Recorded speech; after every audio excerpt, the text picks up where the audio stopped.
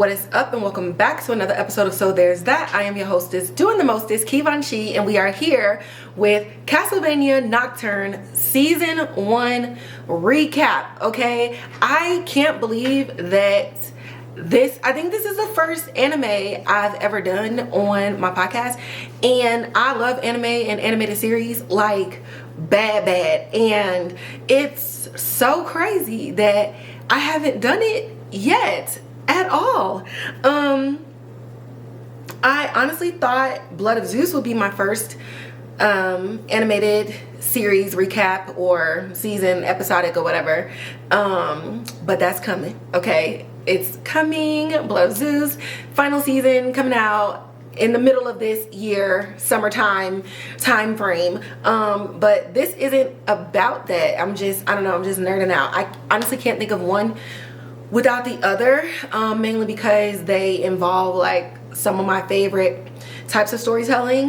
With Blood of Zeus, you have Greek mythology, and with Castlevania, okay, and the Castlevania universe, we're dealing with vampires, we're dealing with sorcerers, we're dealing with witches, we're dealing with forge masters, we're dealing with necromancers, we're dealing with like religious fanatics, and just a lot of the history involving like just that time frame in the 17th through the 18th centuries.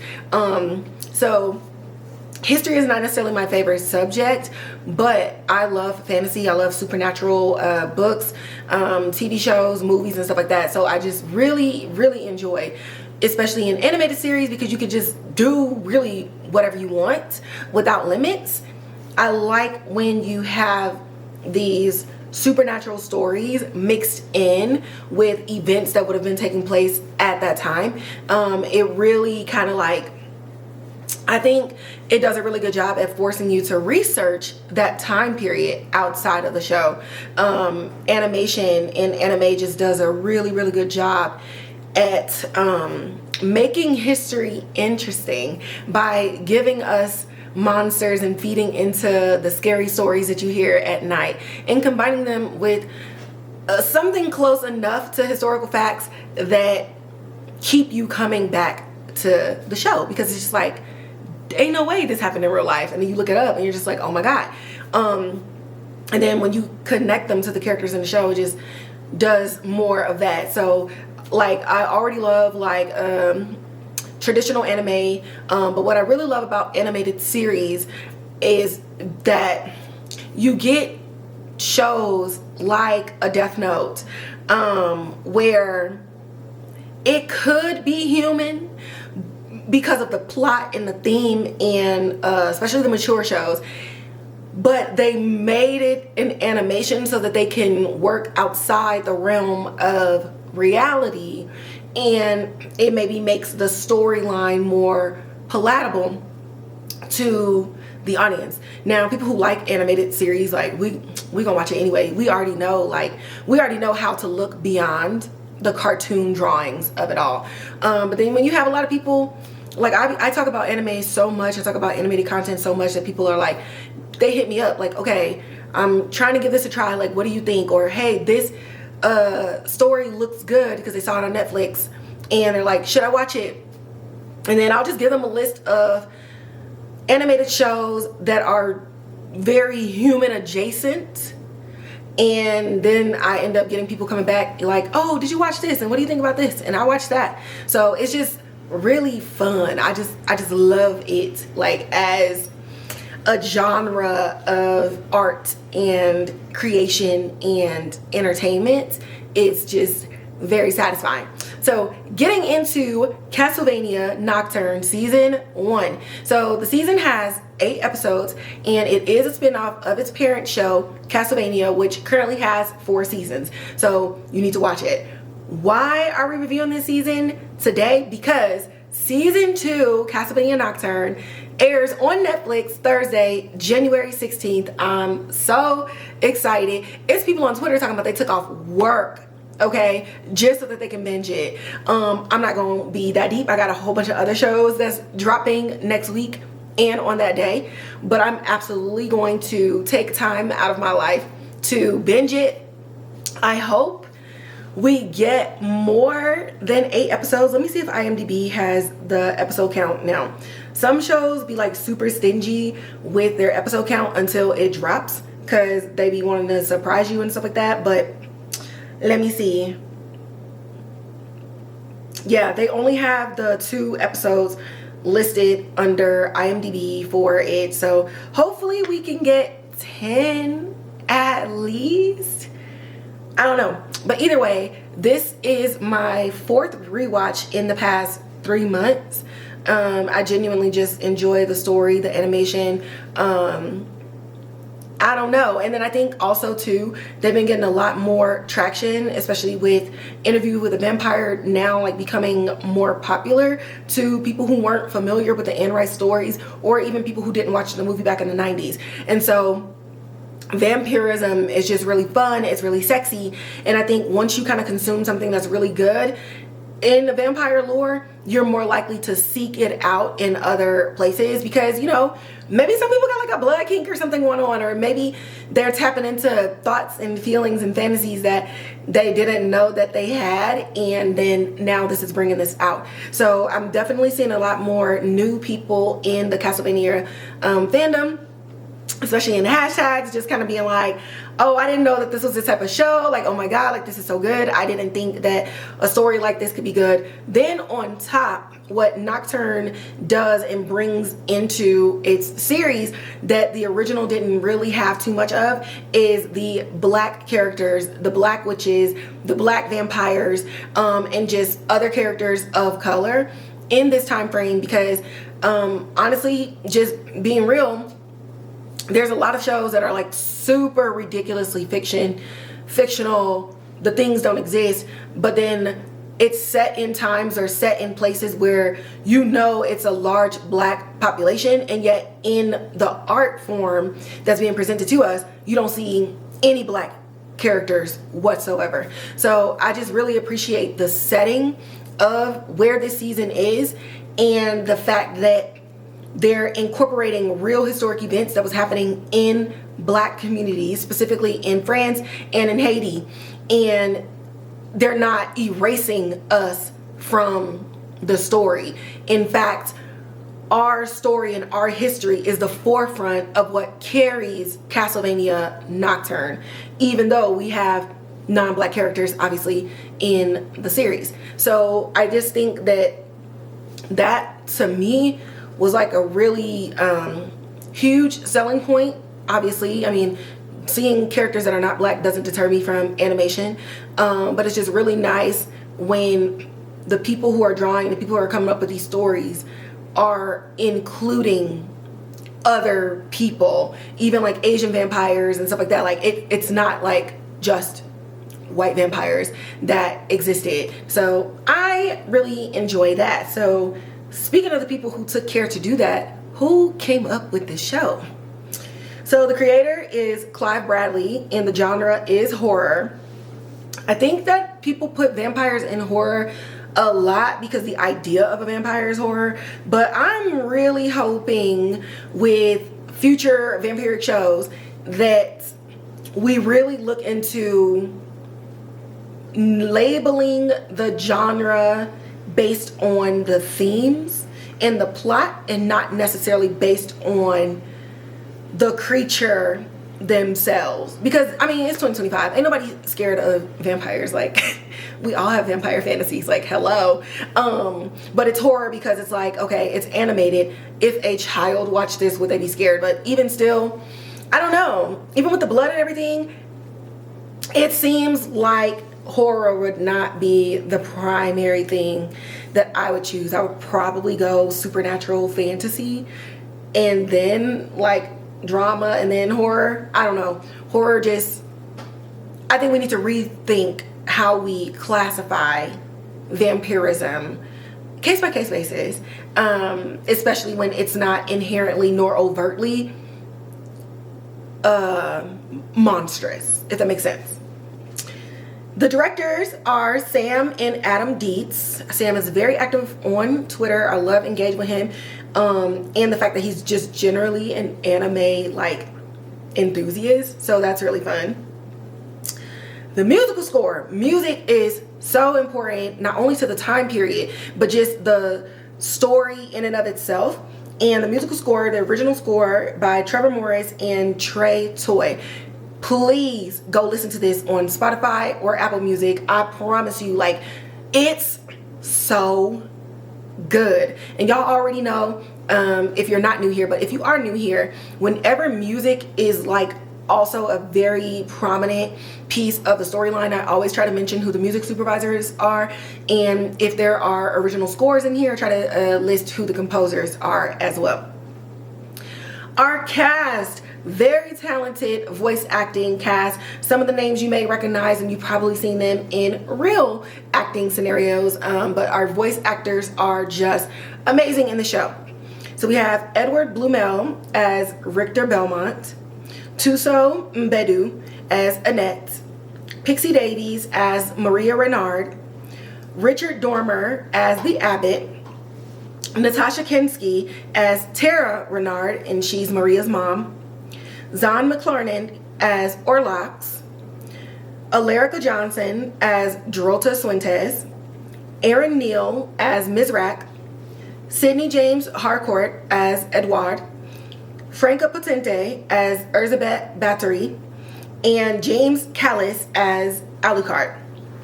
So y'all know I like to give a little history lesson, do my little research, give a little background, okay? And in this story, it's based in the 1700s. We are in France. We're dealing with a couple of revolutions that's happening. So I did a little digging so that way I can just give you some of the behind the scenes, some of the fun facts on what shaped this story and how they were able to come about. So it draws inspiration from real world events and folklore. So just stories told over time where the truth is just kind of mixed in with some embellishments over the last few hundred years. So we mentioned the French Revolution. So the show's plot is set in 1792 during the French Revolution, primarily in the French commune of Machecoul. Elizabeth Battery, so she is the primary antagonist in the series. It's inspired by the legend of the Hungarian noblewoman and alleged serial killer by the same name between the years of 1560 and 1614.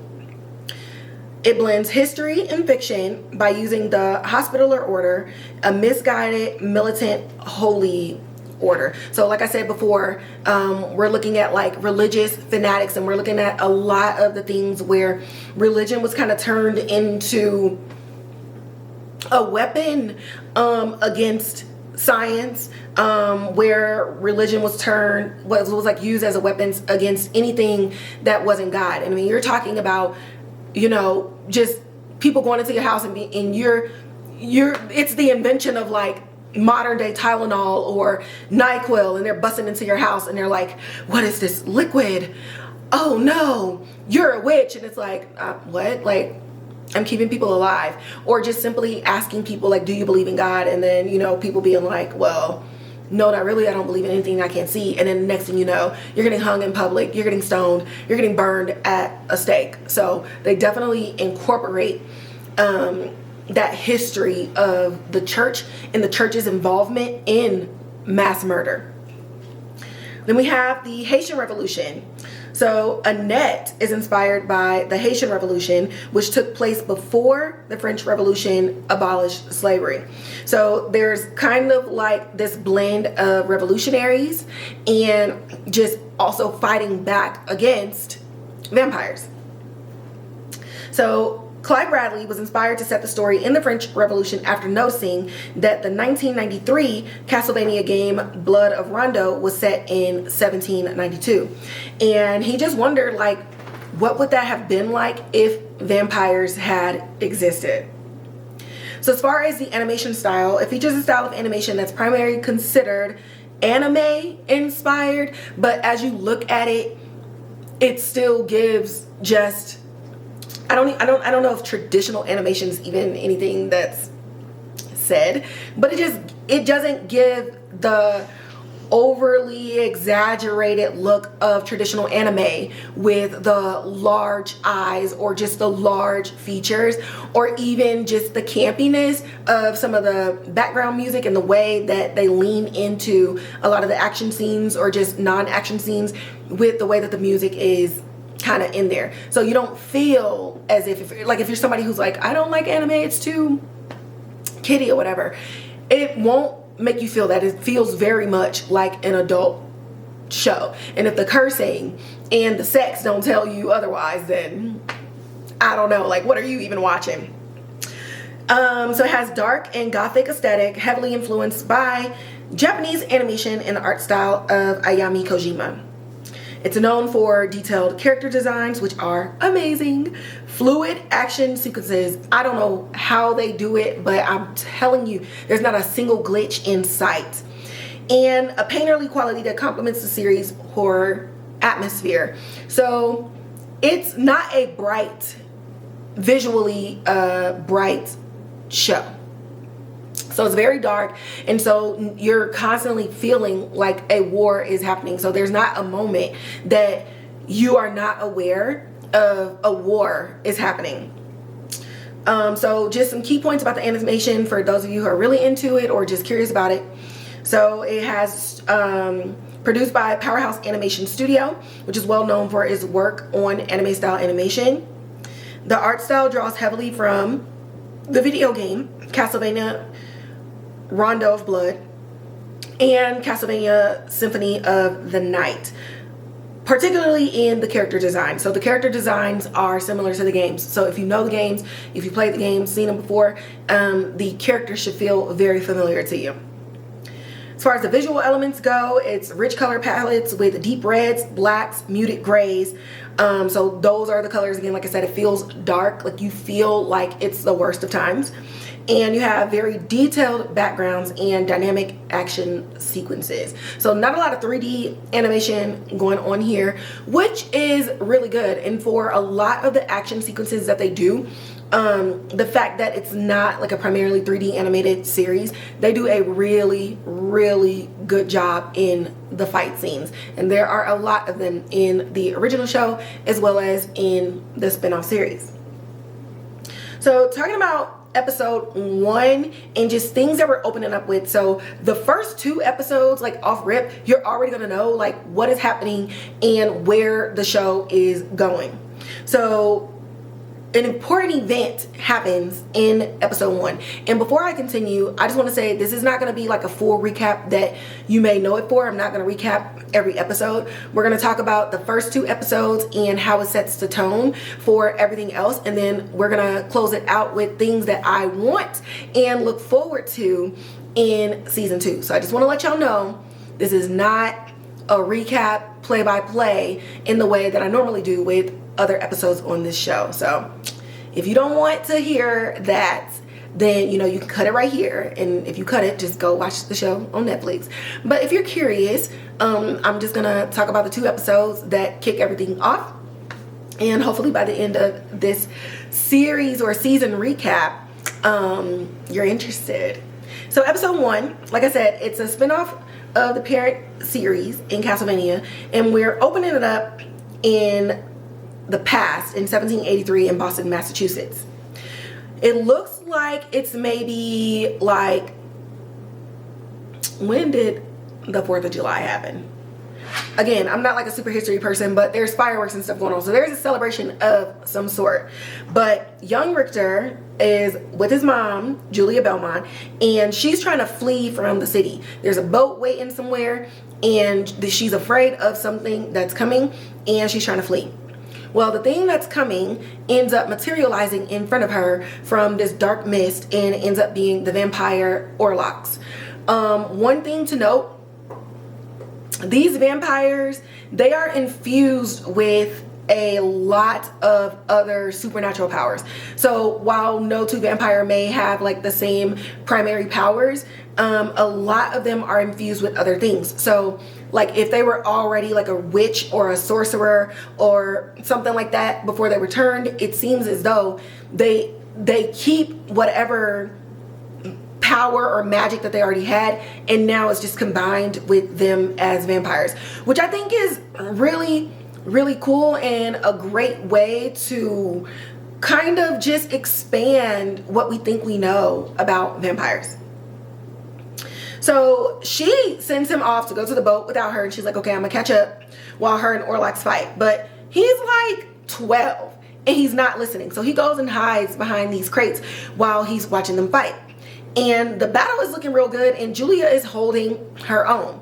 And as Orlox is kind of, you know, losing the battle a little bit and Julia gets the upper hand, he ends up transforming into this giant dragon. That freaks Ricther out so much so that he comes from behind the crates and he starts firing off fireballs at Orlox. Now again, he's young, so his fire and his magic isn't as powerful as his mom's, but now she's distracted because, sir, you are not supposed to be here. And in this distraction, Orlox finds the moment so where he can actually get the upper hand on her.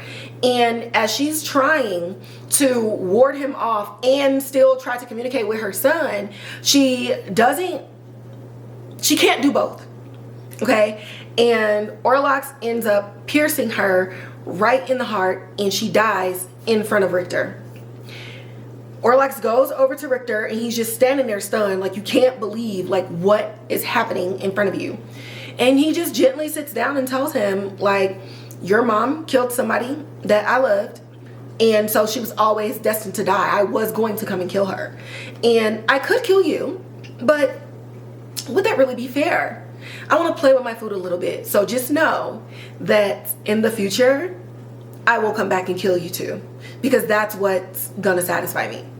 And this event just kicks off what's happening. So you get the Belmont name. So if you haven't watched Castlevania, the Belmonts are known as vampire hunters. And in the original Castlevania, it was Trevor Belmont, and I cannot remember his wife's name. It's such a unique name. Let me look it up. Let me see how fast I can do my Googles. But it was Trevor Belmont, and then he ended up marrying a witch. Trevor Belmont's wife. He ended up marrying Sypha Belmont. I'm like, oh my gosh, she has such a cool name. He married Sypha, and Trevor and the Belmonts, they have like a distinct look where it's like brunette, sharp, strong features and stuff like that. And Sypha is blonde hair, striking blue eyes. Well, Ricther has the dark hair like the family line, but he has Sypha's blue eyes. And this is 300 years post Castlevania. So yes, everybody knows like the Belmont lore, and they know that all of the kids that are descendants of them are at least like they lean a certain way. They all have magic in them, but some of them chose to fight particularly with magic, like Julia. And then but Julia also had a whip as well, which Trevor was known for his whip, and Sypha was known for her magic. So it seems that Ricther's mom kind of took up both as a combination. But we know Ricther did some magic as a kid, but now that we see him grown up and we're here now in 1792, he leans more towards the whip that he retrieved the night that his mom died.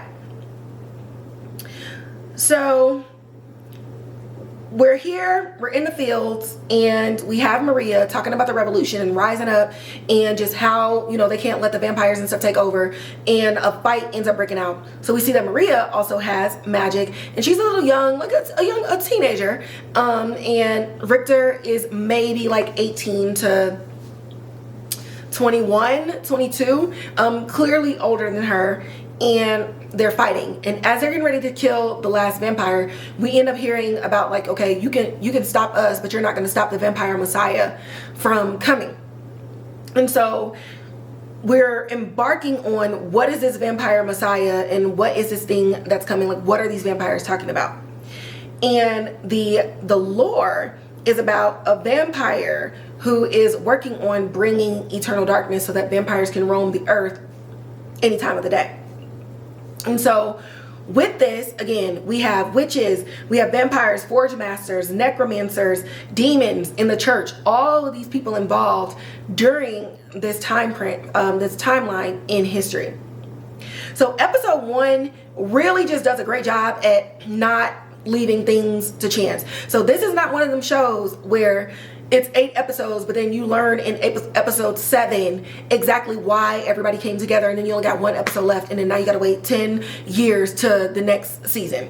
So in episode 1, we quickly bring together the main players. You have Annette and Edouard. So Annette is the Haitian witch, and Edouard is a opera singer. Jesus Christ. But him and Annette, she used to be a slave, and he just is famous enough to where he wasn't slaved, and so they basically just was traveling as a pair, as family. A seer told her that she needed to come out and seek a Belmont, and this might be the Belmont that she was supposed to come see, and that he would be with a witch. So we have Annette, Edouard, Ricther, and Maria. So this is our group of protagonists. They spell it out immediately in episode 1. You don't have to wait on anything. We're introducing, we're making acquaintances, and then we move on. In episode 2, now we're going to bring in the church a little bit more, and our protagonists are asking around about this vampire messiah lore and things of that nature. So they go to the abbot of the church, and he's kind of seeming real like dark, cold. Like it's not giving that he actually worships God and the Lord and Savior Jesus Christ. It feels really fanatic right away, but you can't really tell like which way he's leaning so much, and the rest of them are just kind of not into it anyway. So they're just like, listen, if you hear anything, tell us about it, like, because this eternal darkness thing, like, don't really want that to happen. Okay, this will not be good for business. So then we go deeper into the French Revolution and the Slave Rebellion with Annette and Maria kind of just bonding over being revolutionaries and how they're both trying to fight like these wars. And so Maria is just really excited that she has another woman with her who feels as strongly about her as oppression, as slavery, and just about vampires and anybody else trying to keep the regular human being down. So we end up finding out that the majority of the original vampires were white colonists, and like I said, Annette was a former slave, and Edouard is a famous opera singer, and he is outstanding. The voice actor who plays him, Sidney James Harcourt, incredible. This is one of them voices that you had to pause the show and Google if the voice actor actually sang it, because sometimes they bring in other singers. Y'all,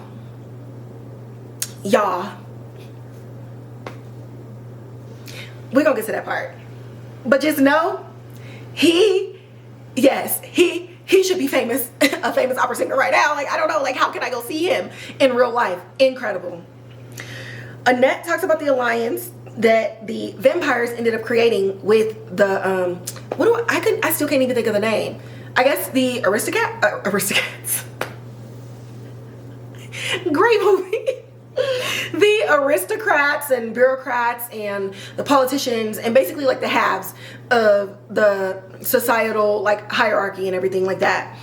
And the Messiah promises to help the vampires bring eternal night, because right now they're kind of just at like the behest and the rules of the elite, and they don't want to do that anymore because, again, they can't come out in the daytime. So it's just like they have to trust these bureaucrats to have their best interest. But at the end of the day, vampires just like to be free, and they inherently don't follow rules. So it's all about the vampires basically playing like they're lesser to the humans for a bigger picture. So they're playing their roles like code switching. They're doing what they need to do to make these humans feel like they're still superior and that they have a hold on things, while they're literally gearing up to take over the world. So Annette ends up asking Ricther about the magic. She's like, you know, Maria does magic, I do magic. I heard you do magic too. Like the seer said that you're somebody who has it. And we find out that Ricther has not done magic since the night his mom died. And for some reason, there's a block and he can't tap into it, but he doesn't really want to talk about it anymore because he knows it's connected to her death, but he doesn't understand what happened to where he cannot access what's in his DNA anymore. So they just kind of like brush past it a little bit, but this is integral to the story. Again, episodes 1 and 2 are like literally the groundwork for everything that ends up happening. So Tera, Maria's mom, as Annette just kind of goes back to talking about the Messiah and everything like that, Annette says something that makes Tera be like, what's the name of this Messiah? And Annette says that it's Erzabet Batory. And Tera ends up running off. So everybody's confused. But when we end up finding Tera later with Maria, and she tells her, you know I told you about like my sister dying, but I didn't tell you everything. And so we end up finding out the lore a little bit of the real Erzabet and the vampire Erzabet, and how she actually tortured her victims, how she actually turned people and kept them chained and bound and all these other things. And her sister was one of the people who was a victim of Erzabet. And we find out that Erzabet is responsible for Maria's aunt's death. And she's like, if this lady can get what she wants, like this is gonna be hell, because she knows what it's like, and she knows already the power that this lady possesses now. And if this thing comes to life, everybody is doomed. So the gravity of the situation is laid out like halfway through episode 2. So in this episode, you know, we had some fights, you know, and Maria is able to commune with the animals and use her magic to get animals to fight on behalf of them. And one of them ended up passing away, and Edouard comes over as she's burying one of the birds. And, you know, he's like, you know, do you feel connected to them? And he's like, I definitely understand your connection to them. I feel a similar connection with the things that I do. So let's give them a proper burial, and I will sing a song for them, because you lost a piece of yourself. Like, you're connected through the animals, through your magic, and through those things. And so she's still a kid. Like I said, she's like a young teenager. And so a piece of her is in this ground. And I thought it was really sweet that Edouard decided to sing for her. And you really get to see the tone of everybody's personalities in these first 2 episodes. And Edouard, through music, is just such a healer. And he's so profound. And we end up hearing the most beautiful song, most gut-wrenching, heartbreaking song that you will probably ever hear in your life. And it's called Dido's Lament. Let me make sure. Dido's Lament. And it is just so beautiful. So beautiful. But then the last couple of things that ends up happening in this episode that really just catapults the series for everybody is we end up finding out what's actually being done with the humans that are being murdered. So the humans are being murdered at like an alarming rate, and vampire activity is happening more frequently than it has before. Even when they talked to the Abbott was saying, like, you know, we used to have vampires once every like 30 days or something like that. And Richter's like, well, I literally had 3 battles tonight. Like, something is happening and there's a stirring going on. So we end up finding out exactly what is happening with these human bodies. And then unfortunately, in this episode, the group suffers a major loss, and it really affects the core of everything that's going on, and it kind of puts a little bit more of the fire behind the group to stop this by any means necessary. So there's that. Castlevania Nocturne season 1 review, recap, however you want to decide it. Again, I didn't want to do all of the episodes because it would literally give it away, and I think that the show does a really good job at just putting you right in the middle of everything that's going on and spelling it out immediately. And so I'm always here recruiting more people to anime, and so, you know, why not add a little bit of mystery to make you want to know more, okay?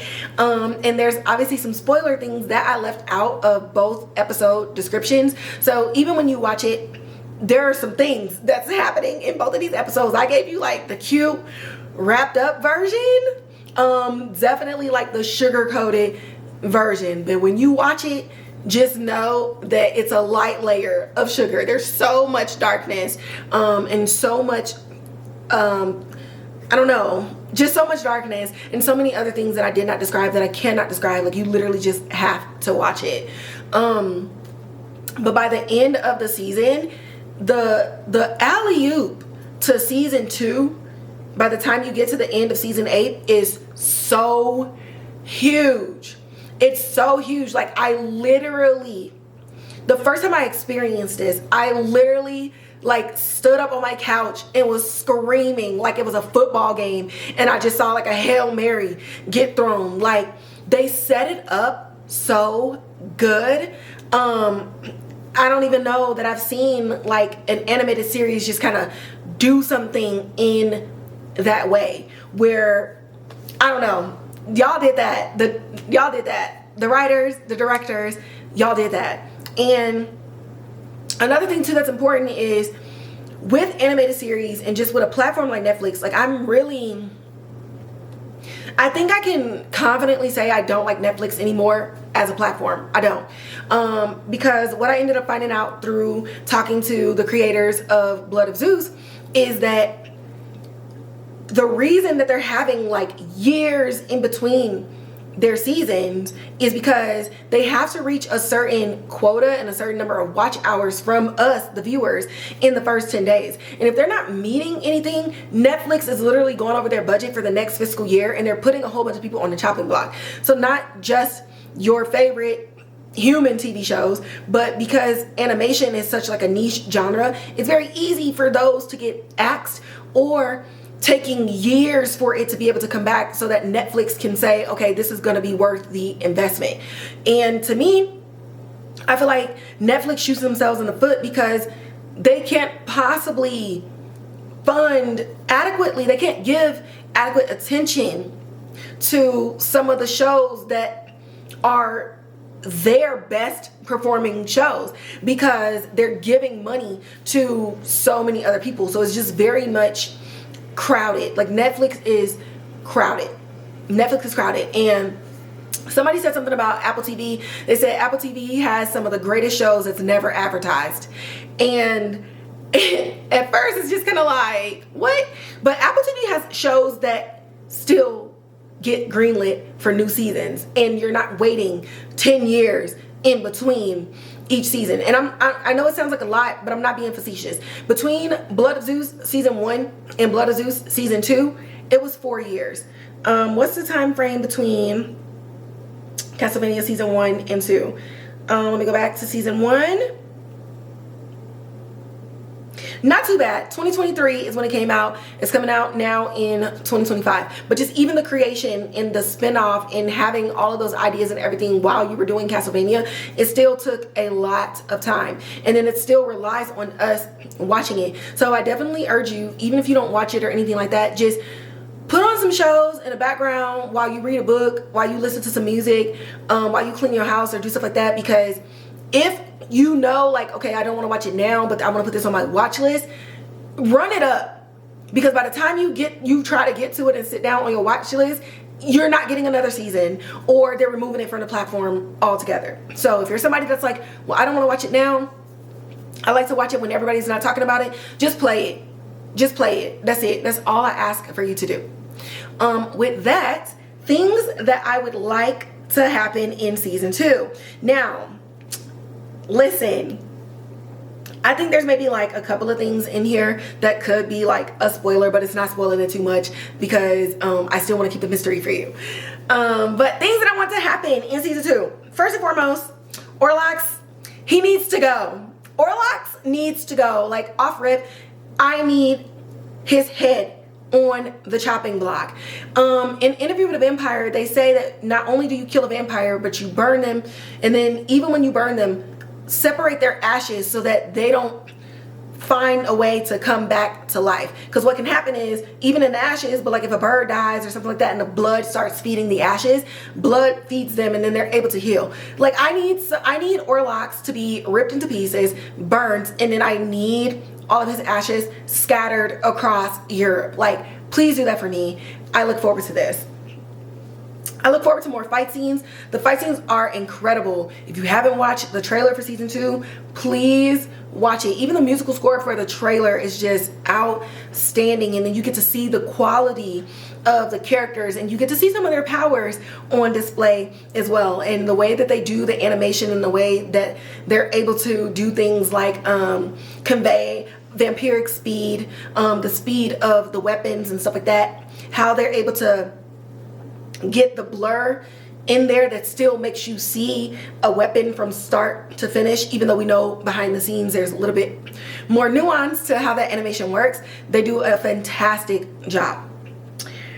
There is a new vampire in town, and their powers seem almost like what's the word? I always forget words sometimes when I'm excited. Like a prophecy. Their powers almost seem prophetic from the trailer. So I'm really looking forward to seeing them and seeing what they can do. And also, like, where you are in life when you're turned is kind of like, that's like your baseline when you're turned. And so I really want to see like what the baseline is for this vampire and how that'll play out with all of the characters going forward. Really looking forward to Edouard's role in the revolution and the battle against the vampires and the Forge Masters monsters. Edouard is like, I won't say he's the heart of the show, and I won't say that he's the soul of the show, but there's just something so innocent and so magical about Edouard's role in all of this with the group of protagonists that you just want to protect. There's this light in him, that the light in his goodness in and of itself is just really powerful, and I'm just really looking forward to, in a world of all these other mythical beings and creatures, what his power looks like in that realm. I think his innocence is his true power, and his goodness is his true power. Like, he is just kind. So again, I won't say the heart and soul, because at the end of the day, the heart and soul are like Trevor Belmont, and I would go on to say like Maria, and I would say like the friendship between all of them definitely is the soul of the show. Like, the relationships is like, the show is just built on the backs of relationships. It's built on trauma. It's built on differences. It's built on just different cultural and historical backgrounds, and finding the beauty in that and how these people come together to beat the Messiah. And yeah, I'm looking for more gay vampire love. Like, I'm sorry, give us the things. Let me make grabby hands. Give us the things. At the end of the day, especially with Castlevania and some of the stuff that we saw in Castlevania, I know like we're dealing with like impending doom, but like if we could just get, you know, some love up in here, if we can get some things that happened in Castlevania season 4 with the twins up in here, that'd be great. Yeah, so you know, that tells you sometimes where my head is at. But honestly, I just feel like it's the time. It's the time for gay mask love, I would say.